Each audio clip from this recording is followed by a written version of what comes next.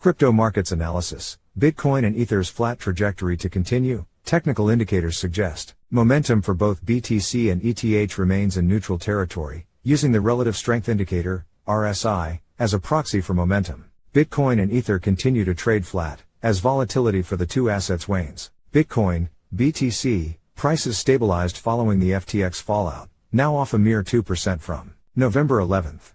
The Ether price, ETH, is down a more pronounced 6% from the same date. The most recent 6 months of trading activity for BTC has followed a familiar, if not exhausting pattern. Trade flat for a period of time, decline in price following turmoil within a centralized crypto entity. Trade flat for a period of time at that new lower level. Number 3 is where we are now. Predicting the length of time that crypto assets will remain range bound is challenging, if not foolhardy. There are some cues to pay attention to, however. Momentum for both BTC and ETH remains in neutral territory, using the relative strength indicator, RSI, as a proxy for momentum. BTC's current RSI is approximately 49.06, a very middling level. RSI is a technical indicator that ranges from 1 to 100. Readings over 70 imply that an asset is potentially overbought, while readings under 30 imply that an asset is possibly oversold. Searching BTC data back to 2015, and filtering for RSI levels between 49 and 50 shows 61 occurrences with an average gain of 2.2%, 30 days after the fact. For ETH, filtering for RSI levels between 47 and 49, showed 43 occurrences since 2017, with an average 30-day gain of 6.7%.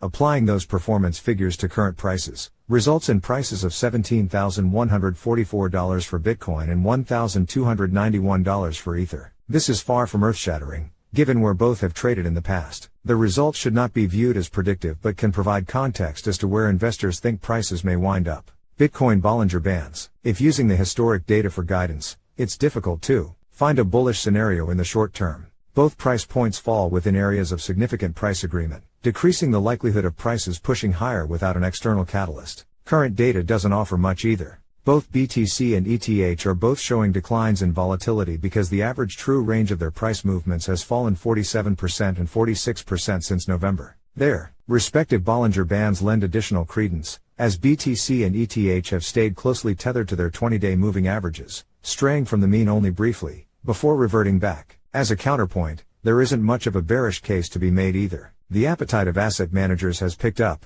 adding to their long positions in Bitcoin for 3 consecutive weeks. The Commodity Futures Trading Commission's CFTC Commitment of Traders report is a weekly listing the open interest for futures and options. The most recent release shows that asset managers now account for 40% of long open interest on the Chicago Mercantile Exchange and are reportedly 83% long as a group. Derivatives markets show a decline in the ratio of Bitcoin put options to call options. One interpretation is that investors see declining opportunities to be profitable by betting against crypto. Ultimately, it likely boils down to investor time horizon. If long-term biased, the current market structure likely provides you with a solid entry point. Shorter-term traders, however, may be turned off by the lack of price movement.